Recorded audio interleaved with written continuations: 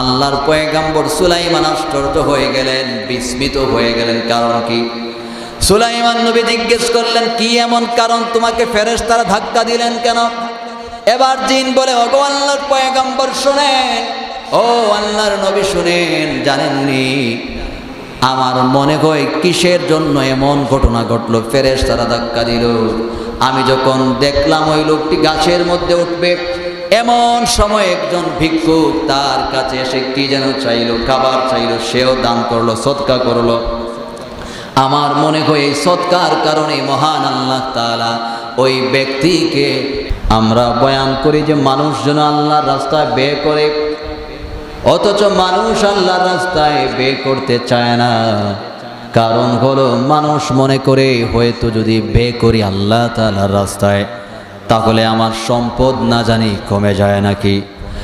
এজন্য মানুষ সদকা করতে চায় না। অনেকে আবার যাকাত দান করতে চায় না। যাকাত দেওয়ার ক্ষেত্রে তারা কৃপণতা করে, কার্পণ্য করে। তারা মনে করে যাকাত হলো একটা জরিমানার মতো, অথচ যাকাত সে দিতে চায় না। এটা হলো মুসলমানের হক, এটা সে দিতে চায় না। আমার মুসলমান বন্ধুগণের জন্য মানুষ মনে করে সদকা করলে সম্পদ কমে যায়। আল্লাহর পয়গম্বর বলেন যে মানুষ যদি সম্পদ থেকে যদি সদকা করে, কোনো মানুষের কল্যাণে যদি ব্যয় করে, তাহলে তার সম্পদ কখনো কমে যায় না।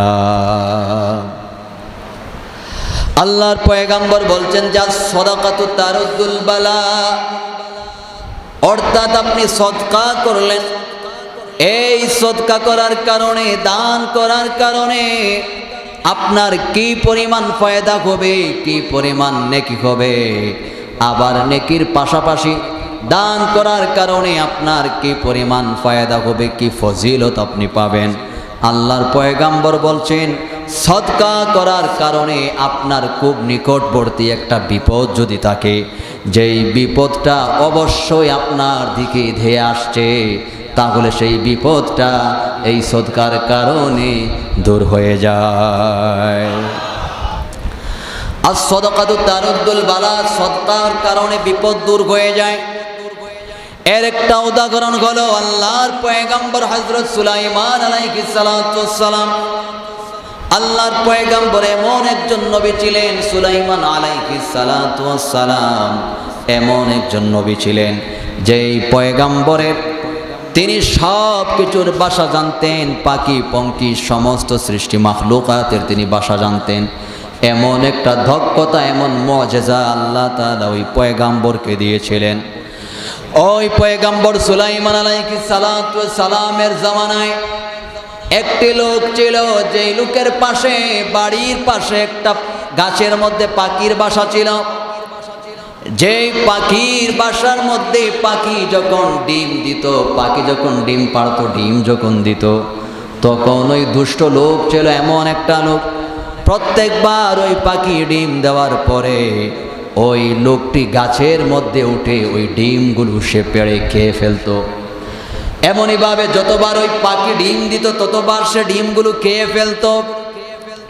অতিষ্ঠ হয়ে এবার ওই পাখি আল্লাহর পয়গম্বর সুলাইমানের কাছে বিচার দায়ের করলো, মামলা দায়ের করলো। ওগো পয়গম্বর, ও আল্লাহর নবী, ওগো বাদশাহ, আপনার কাছে আমি বিচার দিচ্ছি, আপনার কাছে মামলা দায়ের করলাম। আমার এই গাছের মধ্যে যত ডিম থাকে, যতবার আমি ডিম দেই, ততবার ডিম দেওয়ার কারণে, ডিম দেওয়ার পরে ওই দুষ্ট লোক অমুক নামের একজন লোক, সে আমার এই বাসার মধ্যে এসে ডিমগুলো সে খেয়ে ফেলে, আপনি এর বিচার করেন। বিচার দিল। আমার মুসলমান বন্ধুগণ, এবার পয়গম্বর সুলাইমান আলাইহিস সালাতু ওয়াস সালাম ওই লোককে তিনি ডাক দিলেন, ওনার দরবারে আনলেন। ওই লোককে নির্দেশ দিলেন, নিষেধাজ্ঞা জারি করে দিলেন, আর বললেন যে কখনো যেন ওই পাখির ডিমগুলো সে না খায়। এভাবে তিনি নিষেধ পরমানা জারি করলেন, আর তিনি বলে দিলেন ডিম যেন কোনোদিন না খায়, তাহলে শাস্তি দেবেন। এবার ওই ব্যক্তি সুলাইমান নবীর নিষেধাজ্ঞা ভঙ্গ করে পুনরায় সে আবার যখন ওই পাখির ডিমগুলো যখন খেয়ে ফেলল, ডিমগুলো খাওয়ার কারণে পুনরায় অসহায় হয়ে নিরুপায় হয়ে ওই পাখিটি আবার সুলাইমান নবীর দরবারে সে হাজির হয়ে বলল যে ওগো আল্লাহর পয়গম্বর, ওগো বাদশাহ, ওগো নবীজি আল্লাহর, আপনি এই লোককে নিষেধ করেছিলেন কিন্তু সে তা মানে নাই, আবার সে আমার বাসার মধ্যে এসে ডিমগুলো খেয়ে নিয়েছে। এবার সুলাইমান আলাইহিস সালাতু ওয়াস সালাম তিনি ভাবলেন যে ওই লোককে একটা শাস্তি দেওয়া দরকার। কে শাস্তি আবার তিনি দিবেন? হযরত সুলাইমান নবী উনার কথা সমস্ত পক্ষীপাঙ্কি শুনত, যে ইনসান সব কিছু উনার হুকুম পালন করত। তিনি জিনকে এবার আদেশ করলেন যে একটা জিনকে বললেন যে জিন রে, তুমি ওই ব্যক্তির ওই পাখির বাসার পাশে যাবে, ওই পাখির বাসার পাশে যে এবার তুমি যখন দেখবে যে ওই ব্যক্তি সে এবার ডিম পাড়ার জন্য উঠবে, তখন তুমি ওই ব্যক্তিকে একটা ধাক্কা দিয়ে ওই গাছ থেকে তুমি ফেলে দেবে। এমন ভাবে তুমি ফেলে দেবে যাতে করে ওই ব্যক্তি আর কোনোদিন গাছের মধ্যে চড়তে না পারে, কোনোদিন যেন সে গাছের মধ্যে উঠতে না পারে। এমন ভাবে তাকে ফেলে দেবে যাতে করে তার হাত পা ভেঙে যায়, গাছের মধ্যে আর কোনোদিন উঠতে না পারে। এভাবে তিনি জিনকে আদেশ করে দিলেন। এবার যখন জিন যখন ওই গাছের মধ্যে গেল, গাছের পাশে গিয়ে জিন অপেক্ষায় রইল।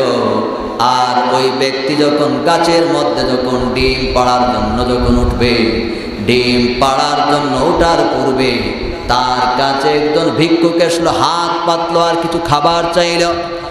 ওই ব্যক্তি আবার ওই ভিক্ষুককে একটু খাবার দিয়ে তাকে সহায়তা করলো। এরপরে যখন সে গাছের মধ্যে উঠলো, গাছে উঠে সে এবার ডিমগুলো পেড়ে সে অনায়াসে আরামসে নিরাপদে নেমে গেল। ডিমগুলো সে পুনরায় সে খেয়ে ফেললো, ডিম খাওয়া তার শেষ হয়ে গেল।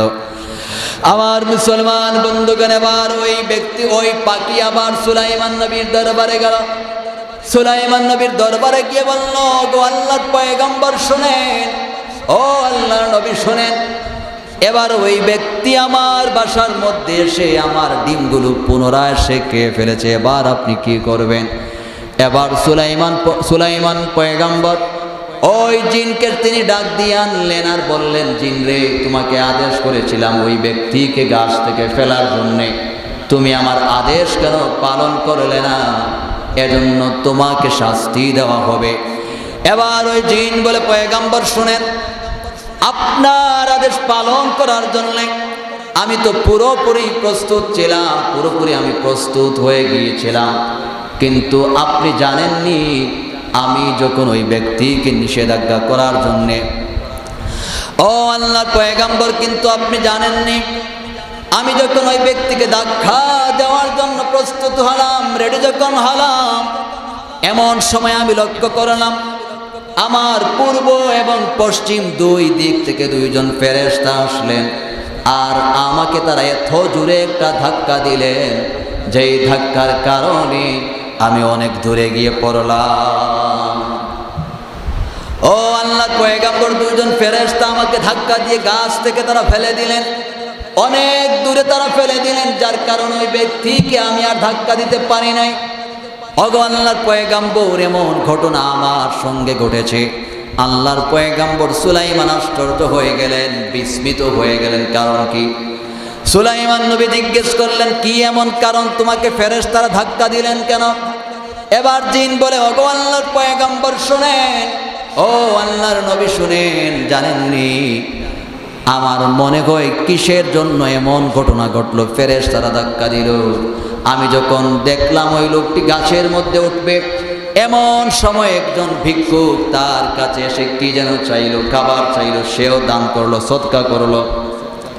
আমার মনে হয় এই সদকার কারণে মহান আল্লাহ তাআলা ওই ব্যক্তিকে বিপদ থেকে রক্ষা করেছে। আমার মুসলমান বন্ধুগণ, তাহলে লক্ষ্য করে দেখুন, যেই বিপদটা অবশ্যই তার দিকে ধেয়ে আসছিল, পয়গম্বর জিনকে আদেশ করলেন তাকে ধাক্কা দেওয়ার জন্যে, জিনও ধাক্কা দেওয়ার জন্য রেডি হয়ে গেল। আর ঠিক এই মুহূর্তে দান করার কারণে, সদকা করার কারণে মহান আল্লাহ তাআলা তাকে অবশ্যই আনিত বিপদ থেকে রক্ষা করে ফেললেন। তাহলে দান এটা কিসের জন্য? এই দান করলে আল্লাহ তাআলা এত পরিমাণ ফজিলত তাকে দান করে, নেকি তো তার আছে। একটা যদি সে দান করে তাহলে একের বদলে মহান আল্লাহ তাকে 700 গুণ দিয়ে দেন। শুধু নেকি না, এই নেকি তো তার আছে, এই নেকির পাশাপাশি মহান আল্লাহ তাআলা তাকে বিপদ থেকে দূর করে দেন। আর এই বিপদটা এমন বিপদ, যে বিপদটা অবশ্যই তার দিকে আসছে, এমন বিপদ থেকে মহান আল্লাহ তাআলা তাকে অবশ্যই অবশ্যই রক্ষা করেন। আওয়াজ করে পড়ে আল্লাহু আকবার।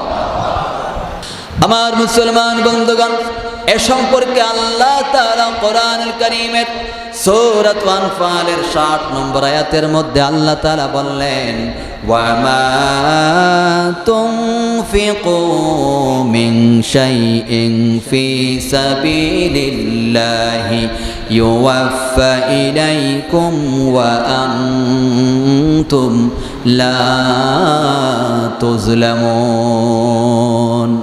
আল্লাহ তাআলা বলছেন যে ও দুনিয়ার মুমিন মুসলমানেরা শোনো, ও আমার বান্দারা শোনো, ও দুনিয়ার ইবাদতকারী বান্দা বান্দি শোনো, দুনিয়ার গোলামেরা শোনো, জানোনি তোমরা যদি আমি আল্লাহ তাআলার রাস্তায় যদি দান করো, তোমাদের কষ্টার্জিত যে সম্পদ, তোমাদের ধনৈশ্বর্য থেকে তোমরা যদি আমি আল্লাহ তাআলার রাস্তায় যদি দান করতে পারো, তাহলে আমি আল্লাহ তাআলা তোমাদের সেই দানের পরিপূর্ণ বিনিময়ে দান করব, পরিপূর্ণ বদলা তোমাদেরকে দান করব। আর তোমরা লক্ষ্য করে শোনো, যদি তোমরা আমি আল্লাহর রাস্তায় দান করো, বিনিময়ে তো আমি আল্লাহ তাআলা দান করব, তোমাদের কারো প্রতি